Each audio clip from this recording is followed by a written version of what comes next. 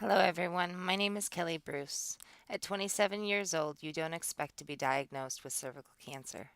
Many people have asked me what it's like to have cervical cancer and go through the treatments. I am here to tell you my experience in hopes that it may help someone who is going through the same thing and let them know that they are not fighting alone. What is cervical cancer? It is a disease. Malignant cancer cells form in the tissues of the cervix. It can eventually move to your bloodstream or lymph system if not treated at an earlier stage. One of the major risk factors for cervical cancer is the human papillomavirus. It is a sexually transmitted infection that has over 100 different types. When I found out that I had HPV, the doctor that tested me scheduled me for a LEAP. It is a procedure that removes abnormal cells from the cervical wall by shaving them off with this tool. It has a thin wire loop at the end that has an electrical current running through it when hooked up to a machine. They inject a numbing agent to begin the procedure. During this procedure, I began to feel lightheaded. Next thing I know, people are rushing around my room. My mother in law was telling me everything was going to be okay, and I was being asked what hospital I wanted to go to. All I knew was that I was losing a lot of blood from the procedure, and it wouldn't stop. They rushed me to the hospital. The terror was running through me during the ambulance ride and while waiting for the surgeons to stitch me up. They explained that they didn't know why it was bleeding so much. They gave me general anesthesia, took me in to get the bleeding stopped, and cauterized the open wound. They also took a biopsy and told me the results would be back in a week. That week was full of anxiety. Did I have cancer? What if I do have cancer? What will I do? No, no, I can't have cancer. But if I do, what will I tell my family? How will I tell my kids? Will they even understand? All of these questions were racing through my mind. It's all I could think about for a week. When the phone call finally came, my heart raced. As soon as I heard the words, "Do you have someone close who is near you right now?" I instantly knew what my results were. My heart sank to my feet. When her next sentence came, it hit me like a kick to the gut. "You have cervical cancer." I hung up the phone, walked straight to my mother in law's shoulder, and cried. 4 days later, I was in the women's health section of OHSU, waiting to find out what stage of cancer I had. While waiting, I didn't want to believe that I had cancer. It was just a phone call. What if they had made a mistake? I was shaking and biting my nails. I was so nervous. Then the oncologist came in and informed me that I had stage 2A. A PET scan was scheduled for me. The technicians injected me with fluids and dye. The fluid and dye mixed allowed them to see where the cancer had spread or if it remained localized.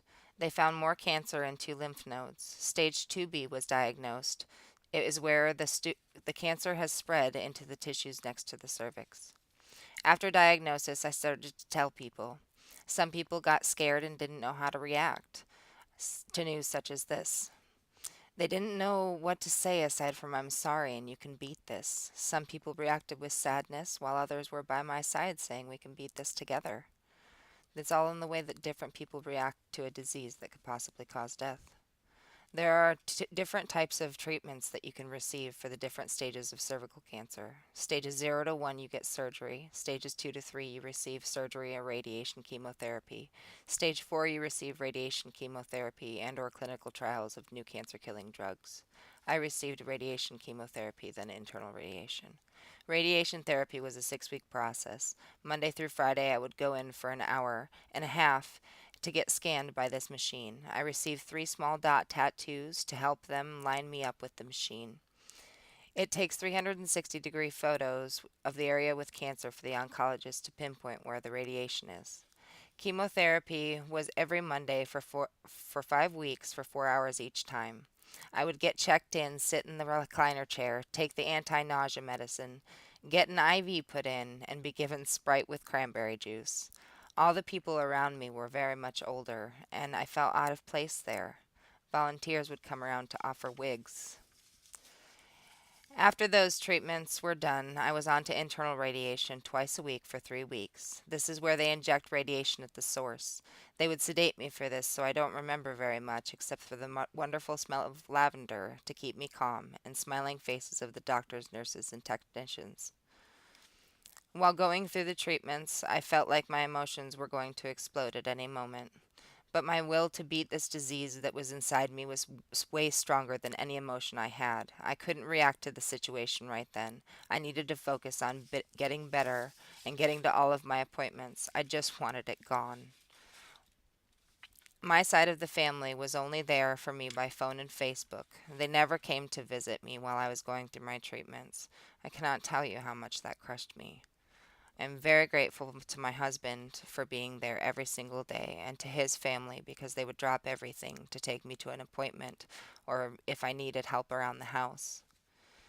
My husband got me through the worst days and stayed by my side the whole time. My daughter would make me smile and cuddle me if I needed to feel better. My mother-in-law helped me with all the chores around the house, and my sister-in-law would take the kids out and help where she could. Family is very important in these times. The effects of radiation took a toll on my body. I developed radiation enteritis, colitis, and proctitis. My intestines are severely damaged, and my digestive tract is not working properly. I lost 60 pounds after treatments because my body will not intake the fat it needs. Almost everyone makes comments about me being too skinny. Depression came after the treatments for me. I would break down in tears because I didn't want the pain or nausea anymore. I felt useless because my body was so weak. I felt I was no longer able to have children because of cancer. I was very upset by these things. You can only remain strong and hold back emotion for so long. Then you break.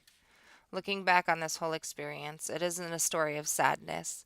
It is a story of strength, bonds, courage, and doctors, nurses, and technicians who work very hard at attempting to save your life. If life, I learned that life cannot be taken for granted. Take time to enjoy the beauty and joys of the world around you. Thank you for listening.